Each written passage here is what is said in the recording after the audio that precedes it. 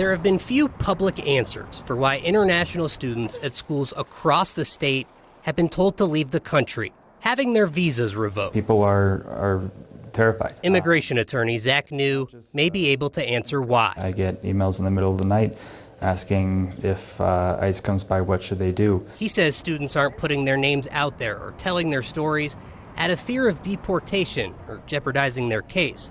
The schools haven't shared much info either for privacy reasons. It appears that the individuals who are being impacted by this policy are primarily from Asian countries, African countries, Muslim majority countries, and Middle Eastern countries. New filed 3 lawsuits this week on behalf of 3 anonymous students from Asian countries, all of whom have had their F-1 visas pulled. Things are being taken away for extremely minor criminal offenses and sometimes no criminal offenses at all. Documents from the 3 lawsuits allege ICE revoked their visas after a criminal records check. The first lawsuit claims a student at a university in Colorado Springs was arrested a few years ago for having alcohol and marijuana as a minor. Another at DU in Denver for running a red light and causing a crash and a petty larceny charge.